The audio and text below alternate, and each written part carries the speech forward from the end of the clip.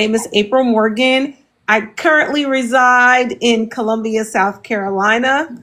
I'm the mother of one handsome son and a beautiful daughter-in-law and twin grandsons. What else can I say about myself? I am from a Caribbean family. My family hails from Jamaica, the West Indies, keeping everyone there in our prayers and our thoughts as they're rebuilding. Yes. I am a seeker of knowledge in all things knowing and education. I am currently an administrator. I'm a certified principal, kindergarten all the way through 12th grade. And my current role is an assistant administrator in a small high school in South Carolina. So if one day one of my students happen to get a hold of this, they'll know I gave them a shout out. And I'm a member of Delta Sigma Theta Sorority Incorporated. Incorporated. I love community service work.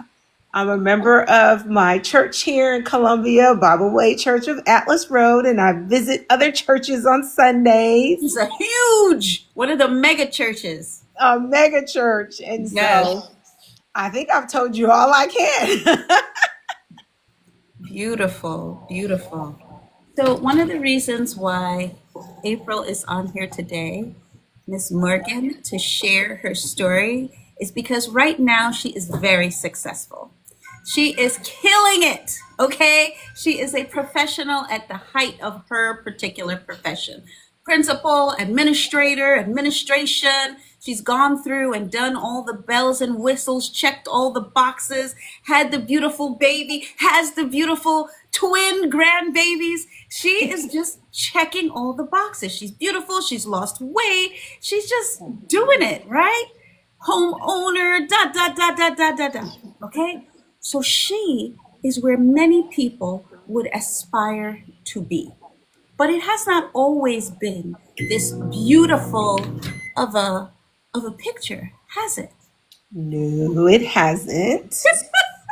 And so that is one of the reasons why you can truly stand in that position of leadership now as you impart knowledge and wisdom to the young people of the country, and also to some of us mature people to say, hey, not just looking at where we are today, but looking at where we can be.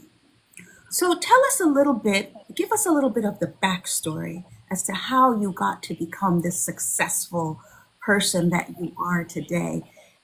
Share with us a little bit.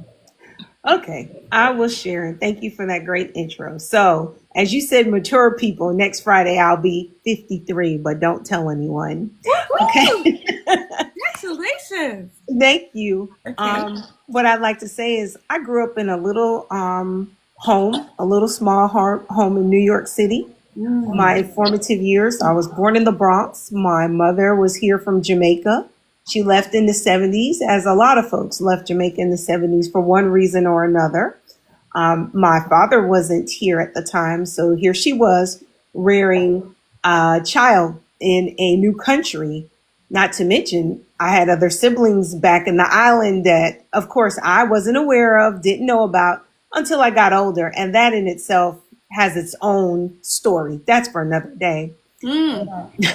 I went to school in New York City, my elementary years. I went to PS 76 all the way to sixth grade. That was in the Bronx, there on AD Avenue. And then at some point, my mom just wanted to move to Florida. So we packed up, and here's the story. We packed up, put everything that we had on a Greyhound bus, and we moved to Florida. Well, at that time, we had nowhere to land. There was no plan. There was no preparation. There was no insight.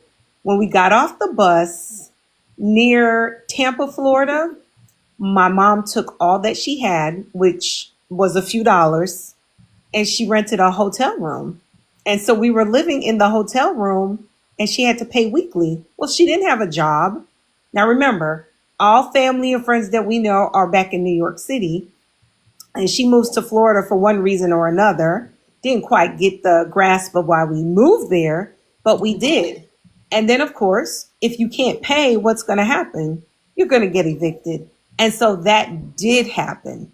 So she reached out to someone else that she knew that was there in Florida that subsequently was my babysitter in New York City at one time.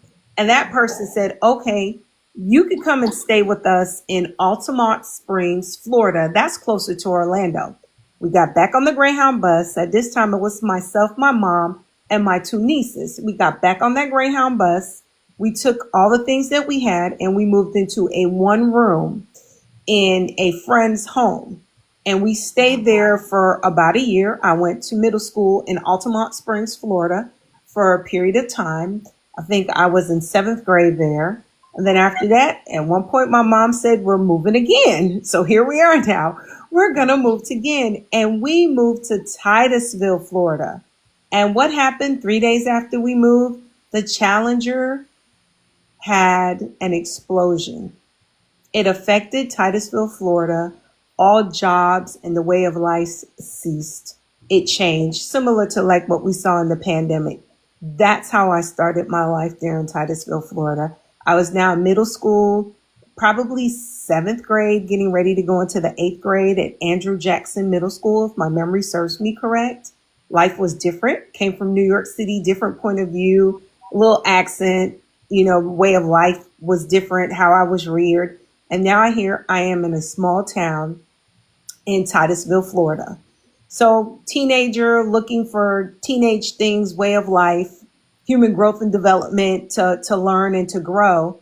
I landed working at a restaurant at the age of 16, Dixie Crossroads, and I was going to high school, Astronaut High School. When I got out of school in the afternoons, I would go straight to work. Did that make my grades suffer? Yes. Most mornings when I got to school, the next day I was tired and sleepy in class. Either way, I made my way out of high school. I don't even want to tell you what those grades look like. Just know that I graduated. Thank God that I had some knowledge, and I do owe all this success to God, that I had some knowledge and I was able to work through those classes, make the grades and graduate. But it wasn't because I had good study habits or the supporting background that I should to be a better student. I do remember how that when I was in high school, I wanted to go to college, and I went to see my guidance counselor and I asked about applying for college, and my guidance counselor at the time told me I wasn't college material. Well, that did indeed break my heart, but I didn't stop. I did some tours. I actually went to see Bethune-Cookman College, which was one of the schools I was interested in. I went to FAMU to visit, which was one of the schools that I was interested in. HBCUs. And at the time, I honestly did not know what an HBCU was. I later learned that. I was like, okay. And then I landed. I landed someplace else. I did do some time at a community college. I did graduate from Brevard Community College because as life would have it, I was 19 now and I was a mom.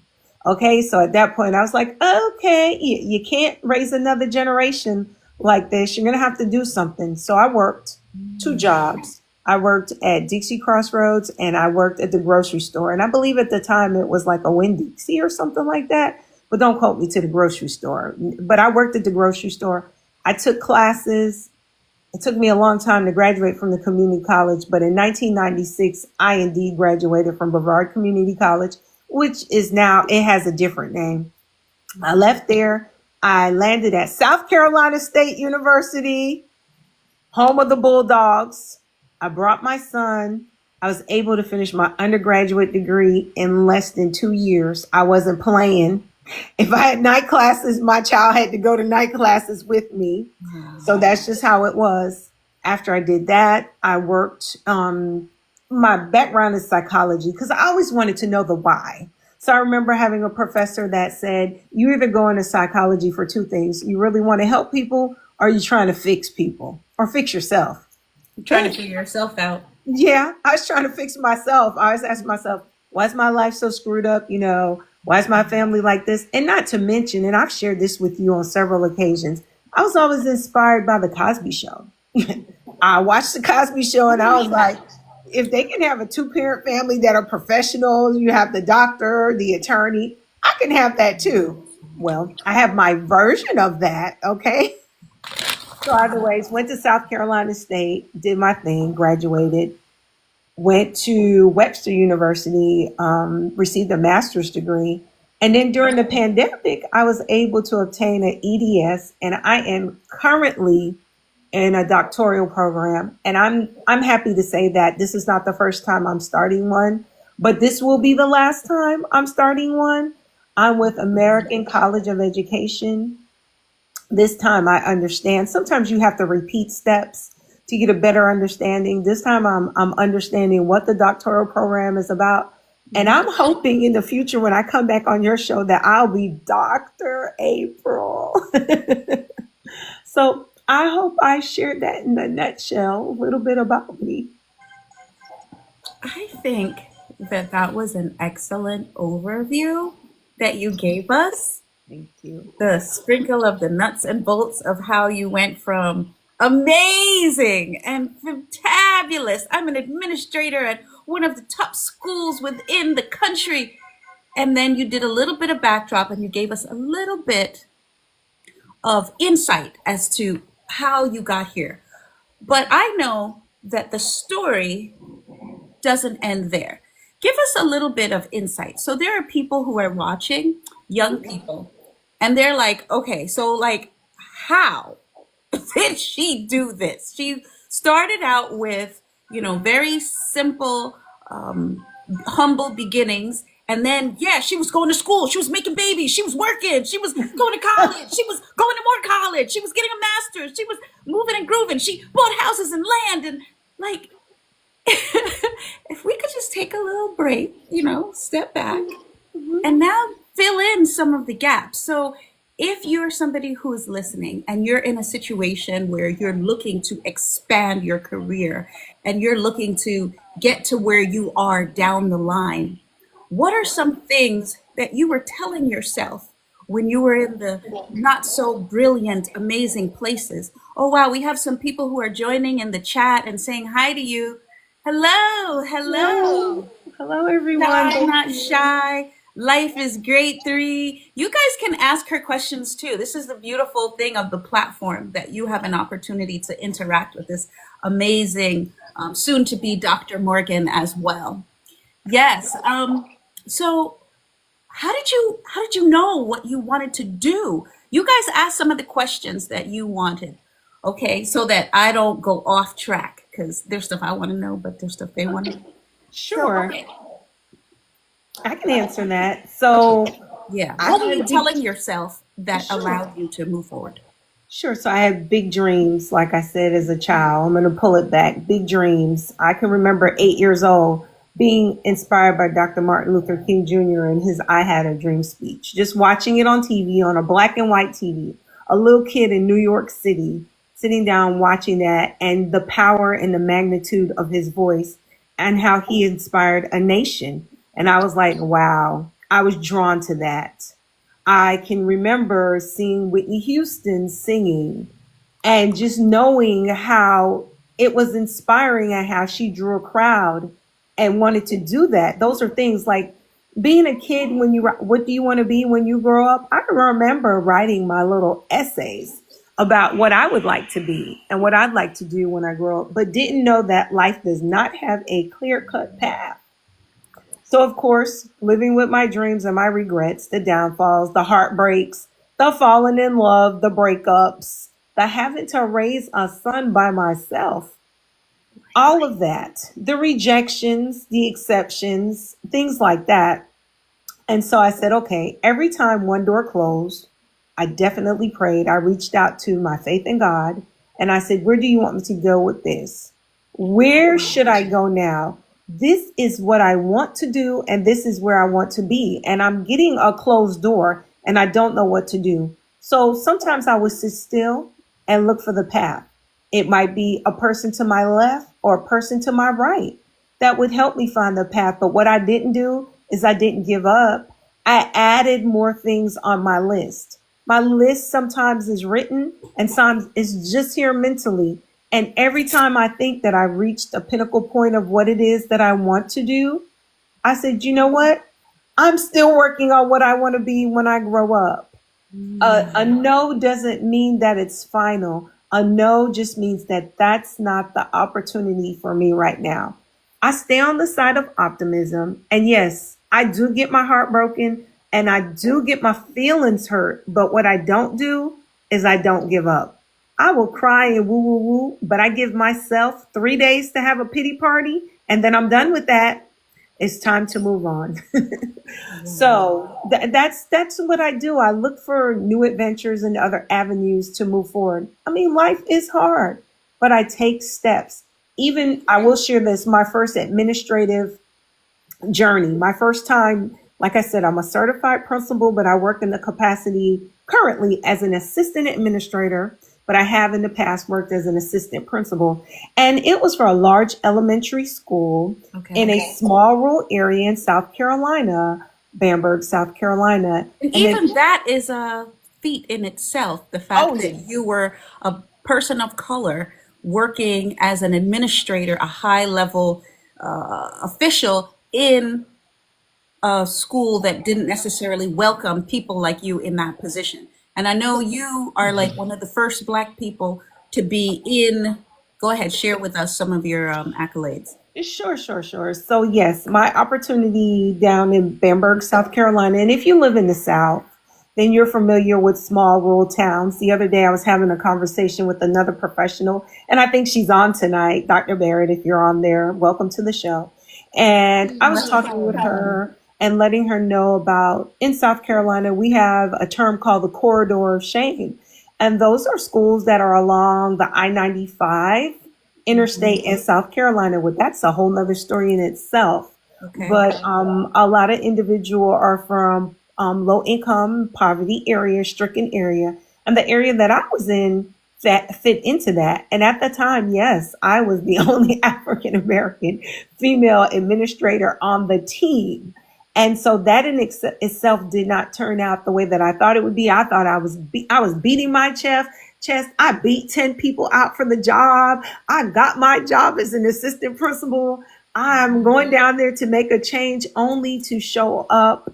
And what I thought it was going to be like was going to be different. So sometimes you have to make 2 steps back to move a step forward. I had to come back to the classroom. I won't even lie to you all. I was like in a depression for 2 months. I stayed in my pajamas and I cried when it just didn't work out the way I thought it was going to work out. But by the grace of God, thank God, now I'm at a beautiful school. I am loving my position. And as people could tell, they say, oh, you're going to be there for a while. And I am. I told those babies I'll be there till their grandchildren graduate from That's so high nice. school. And they don't even know how old I am. Sometimes when I tell the children that I'm going to be 53, they're like, I know, right? I'm like old as dirt, right?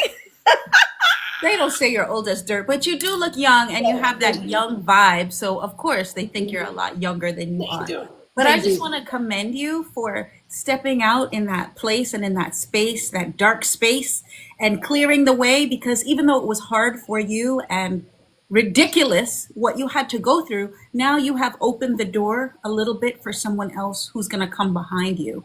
You know, a person of color who will no longer have to be the first female to be in administration there. They'll be the second, and then they'll be the third, and then there'll be more and more people. So I have looked at some of my experiences too that I have been challenged by, and I have to look at it from a broader perspective and say, well, we're making the way, right? I mean, we didn't have to be in a situation like people were in the 60s, right? Right. It wasn't like that. So, you know, we'll move forward. We'll survive it. But let's go back now to what you were talking about. You said you used the television shows to motivate you. I did. You said you used Cosby Show and of course, A Different World, you know, all the spin-offs from that. World. Yes. I definitely am from that generation that watched Good Times, that watched the Good Times Jeffersons. wasn't quite so motivational, but it was funny. Yeah, You didn't want to be in that situation. It was, but I mean, you know, Michael he was about education and black power to the people. So that part I love. Thelma had the dream wedding, but then it also showed, okay, guess what? When her husband didn't get into NFL or whatever sport it was he was supposed to get into, okay, now they had to move back to the projects. And let me add to you, growing up in New York City, I always tell people, They go, did you live in the projects? No, I did not. I lived in a small house. That's Even right. though it was New York City and it was bad times, I am not a project baby. Let me go ahead and tell you that. Well, my Welcome, mom, Life is Great. Welcome, Rakim. Welcome, Limo. Dr.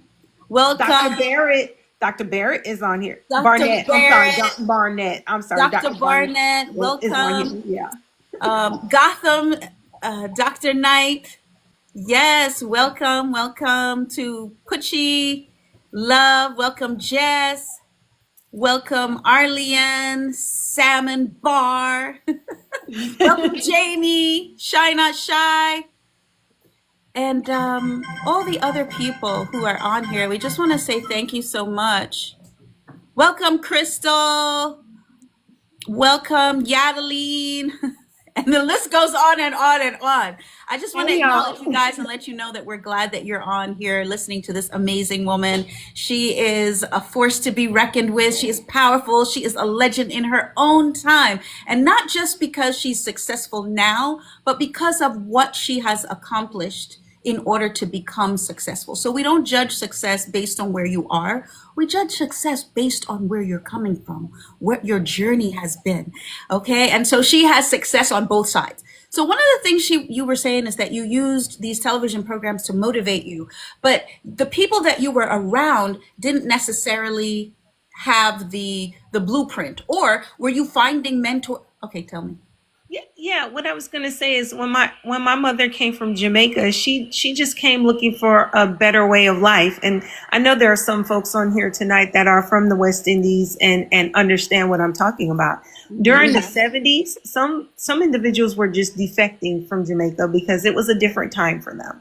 And she came here to the States. She wanted to work and she wanted to have a better way of life for her children, but not knowing that when let me tell you this a little bit, something that you don't know about my mom. I don't think you know this part. Her first job in Chicago, Illinois, she was a maid in someone's home. She never told me who they were, but she said they were pretty famous. And she was a maid in their home. And she said after she served them, they told her she couldn't sit at the table and eat, but she had to eat the scraps after. And that absolutely broke her heart. And that is a true story that I don't know how many people she shared with, but that was her first experience of America. She went back to Jamaica. Of course, she got pregnant with me, and then she came back. My mom did not tell the Jamaican government that she was pregnant, nor did the American government know at the time, or she would not have been let back into this country. She was adamant that one of her children was going to be born here an American citizen. And that just happened to be me. It carries a lot of benefits, but it also carries a lot of burdens because out of all of my siblings, and there's a lot of us, my mom had 11, my dad had 9. Okay. You do the math. Between the two of them, they only had 3. So with that, let me tell you, and there are many books out there and TV shows, one of them called Black Cake, that addresses the link between the Caribbean countries and the American connection. It carries a lot of benefits, but it also carries a lot of burdens because I did not get a chance to grow up and bond with my siblings. And so therefore, I was afforded a different opportunity. I won't even say a different lifestyle. I'll say a different opportunity. But in some individuals' minds, they think that I sat in the lap of luxury and I didn't. It was all sunshine and rainbows. Right. My mom got food stamps in New York City. No, we're all in America. We live on, we walk on golden streets and we eat what? We drink milk and honey. Absolutely not. Honey, right. Let me tell you, let me tell you this, Arlene, something you don't know. This girl here used to, and I'm not ashamed, I used to take those paper food stamps, go to Junior's Corner Store, buy a piece of candy because it was like $1 food stamp, or they had $2 and $5, and they were different colors. And if you're from my era, you know the $1 bill was brown. Go buy a piece of candy for a nickel, get 95 cents back in change, and save that up to have money to get on the subway or the bus, the city bus, because in New York City, when you were in the 3rd grade, you had to ride the city bus to school. Yeah, you got a bus pass, But at 8 years old, riding the city bus, going to school now, and we're not talking about 12 and 13. We're talking about an 8-year-old getting on the city bus. But I digress. Let me pull you back. So things that I had to do in the household was like, if my mom didn't have the money to pay the rent, I had to go tell the landlord, we can't pay the rent this month. Imagine being 8 years old and having that responsibility. If we didn't have, why were you the one going to tell them? because she just couldn't do it, and she figured they wouldn't tell a child no. And they didn't. No, they didn't. And if we didn't have groceries in the house, she would write a note and say, go down to Junior Corner Store and say the terminology was trust. And trust us some milk and some bread and tell them in 2 weeks we'll pay for it. And I had to go to Junior, and Junior never told me no. So you know what I'm hearing from you, and I'm not sure if I'm sure you're familiar with this woman, the one who Melody Hobson. You familiar with Melody? Of course. Yeah. Okay, she wrote a book recently about her journey as a kid, and she's always talking about her journey. And she says that her mother, just like your mother, would make her pay the bills. So she would sit down with her at an early age and see what the bills were, how much the bread cost, how much the light bill cost, how much, and plan out. And then when she went to the grocery store to buy the bread or to buy the cheese or whatever, she, as a little girl, was actually the one making the change and doing this kind of thing. And I feel like, in a way, although it was a challenge for you at the time, and I'm sure you didn't view this as a novelty and something special because you were just doing what your mom told you to do. Perhaps that's also one of the reasons why you're as successful as you are, because at such a young age, you carried the responsibility on your shoulders and you knew that you had to do what needed to be done, even though there may have been a challenge to it, which is where I think sometimes we have not served our kids because we have made things very easy for them. And so when they go out into the world and they're functioning, instead of pushing and saying, well, like you did, and saying, well, I'm going to keep going and get to higher education and get to the doctorate and whatever the highest level is, when we hit challenges, we don't necessarily know how to handle them as well. Do you feel like you handled it well? I think I did, because I'm still here. I'm still thriving and surviving. Something else too, you're right about that, because I had to learn how to make $1 out of 50 cents, no pun intended, right? When I went off to college, and all my peers around me, when I went to South Carolina State, all my peers around me, when they got their little refund checks for school, or when they got their student loans or whatever, they were going out buying nice cars, putting on nice jeans, walking around campus with a nice purse. And there's nothing wrong with that, because you're supposed to live good, right? I stockpiled mine, saved it. When I graduated from college, I bought me a house. I didn't spend my money. Say that again. Say that again. When I went The to people college, in the back. What do they call it? The men in the back. and let me tell you something. I'm gonna tell you two keys. Can you hear me? Two keys. Yes, we can hear you. When I went to college, I didn't spend all the money that I got back after I paid my tuition. I saved that. I You didn't buy stockpiled it. bags? You mean you didn't buy fancy bags? No, No, I Louis didn't. and Gucci? Because, I love me a Louis Vuitton. A Louis Vuitton. I love to look at one in the store. I love to look at it. I had a 5-year-old. Good I said, evening. you know what? I'm going to get a house, because I didn't want my son growing up in an apartment. That in itself is a whole nother story. Invite me back on the psychology about living in an apartment. And nothing to individuals that live in an apartment, but I can tell you this: schools are zoned differently based on your zip code and where you live. All right, that's just a little nugget. So no, I saved my money. I was like, I want my child to live in an area where the schools are much nicer. And so when I picked my home out that I'm in now, I went to visit the schools first. And I said, I want to know what streets y'all are zoned for. I went to the district office in Columbia, South Carolina, and I asked them, what streets are you zoned for? And I asked them to show me on the map before I made a purchase to my home, because I wanted to make sure that my son was going to a school that I deemed to be a better school. How old were you at that point? Let me see. I was probably 30.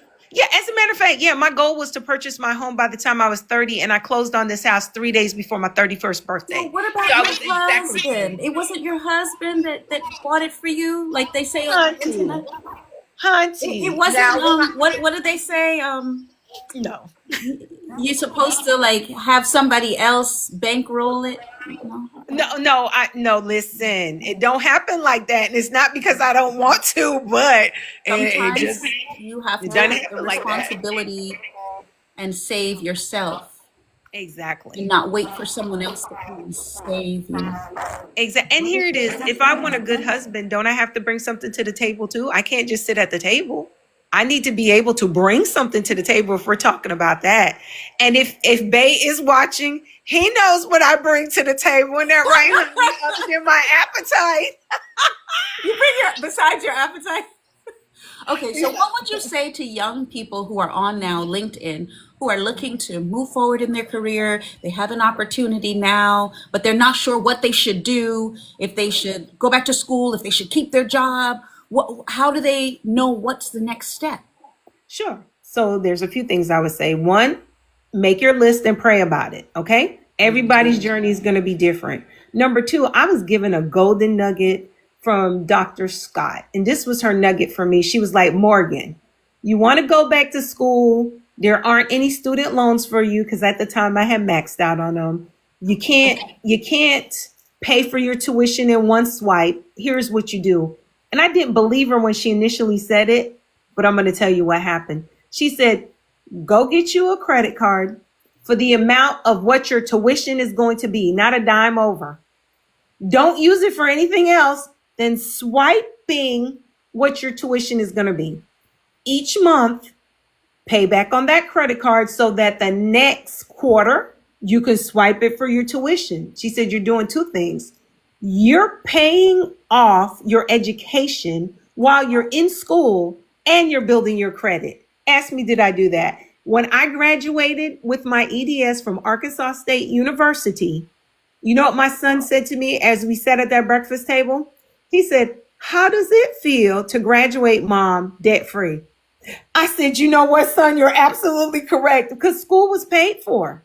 I paid for it quarterly. Little. How do you eat an elephant? How do you eat an elephant? One bite at a time. Is that why that's behind you? No, you know I'm a Delta, but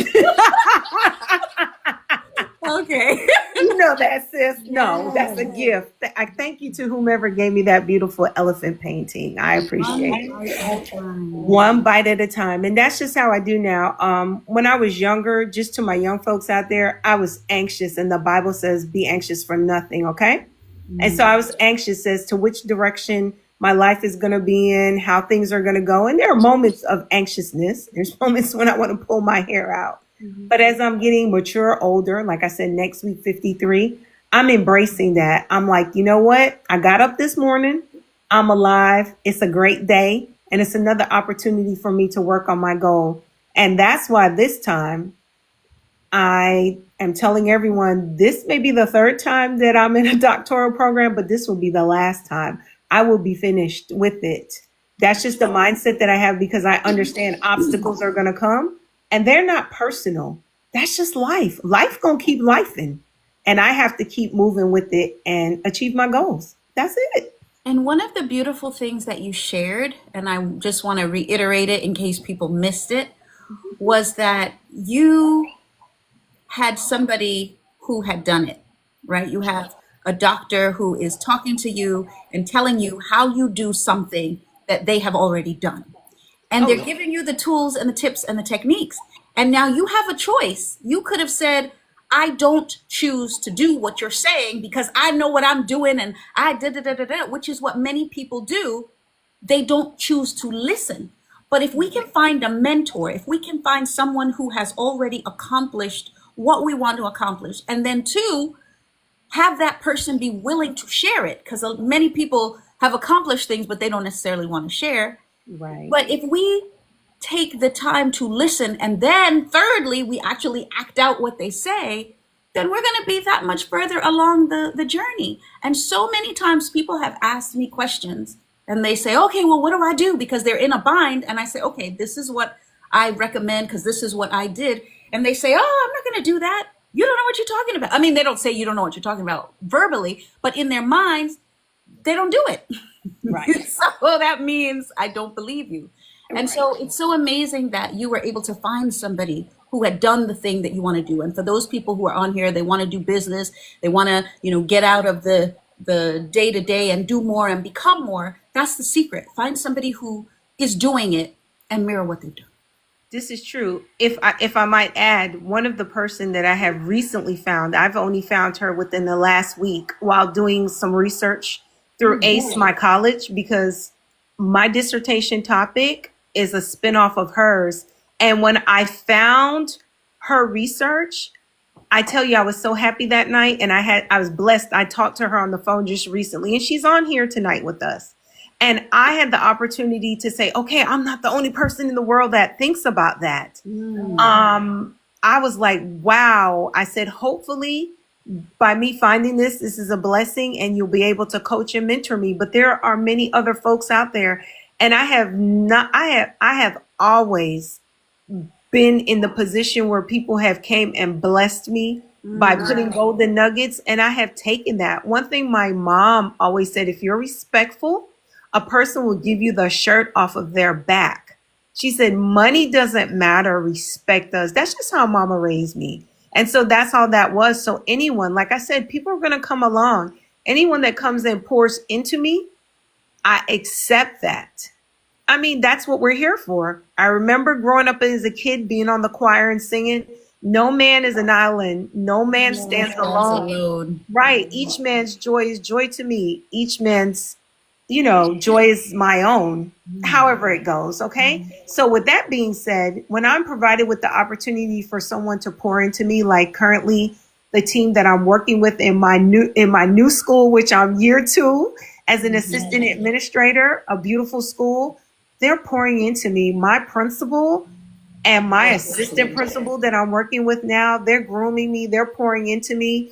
I have a different mindset, and they appreciate that and they embrace that, but they reassure me that everything is going to be okay. Not only to mention, Arlene, but I'm close to retirement. And so for the next step in my journey, I know, right? Listen. We're not talking about that. I know, but let me. On another note, how did you begin to budget? Because you were very good with your money at a young age. And there's so many people who are listening and challenged in that area, whether younger or older. And yet you were able to put a little bit aside to the point where you were able to buy a home and also to take care of your family. How were you able to do that?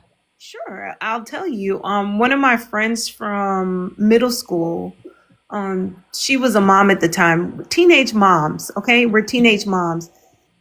She was court ordered to take a class as a parent, and I can't remember why, but I wanted to be supportive to her. She said, will you go to this class with me? And I said, sure. And at that class that we went to that was teaching about motherhood and how to take care of your children, and I think I may have been a mom at the time too, as well, they taught us about a financial journal. And till this day, and I'm going to show you mine real quick, it's sitting right here on this dining room table. Till this day, guys, I want you to tap and share on the screen. Go ahead. No, look, there it is.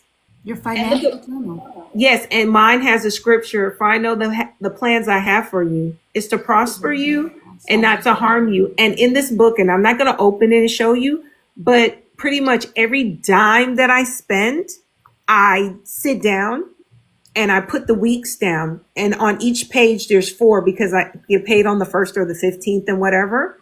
And I list what I'm going to spend the money on.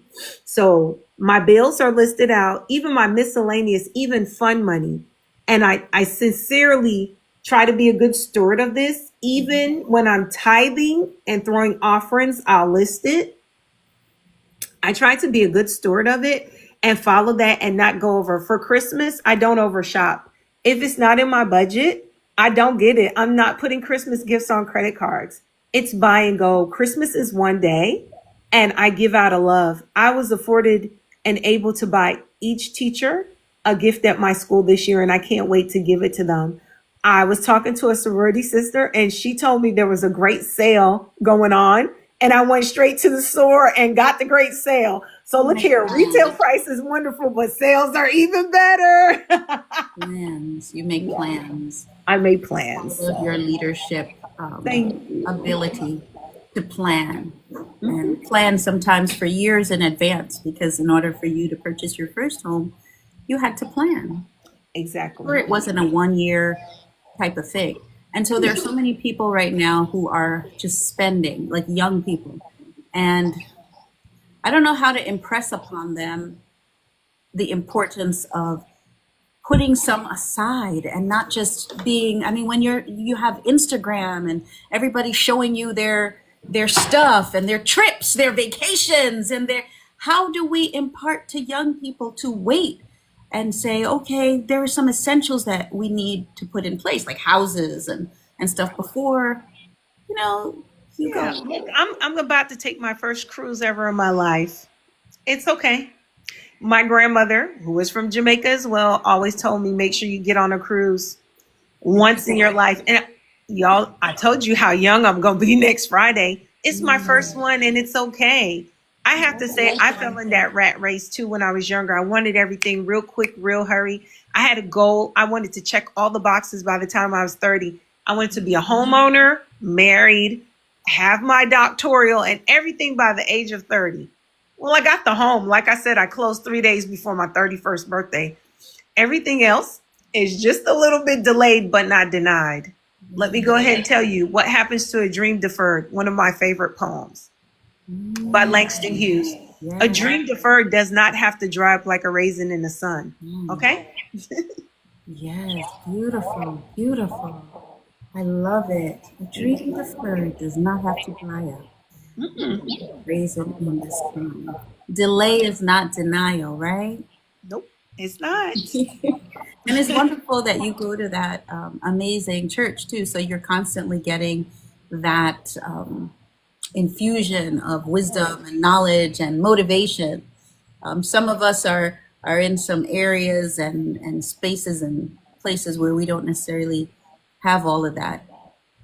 Yes. I see there's some comments in Go the ahead. box. Well, because I am on the cell phone, I'm going to try not to move it around, but I do see Dr. Barnett saying that she used the same method to pay for her tuition. Like I said, I Really? just met her. I just met her a few days ago. When I tell you she's on fire, I hope you invite her to your show one day. What? Dr. Barnett, sign up. Ask Arlene Show. Please go to the link and sign up so we can connect. Listen, leaps and Please. bounds. I'm not going to tell her story, but I hope she signs up and comes on here, leaps and bounds.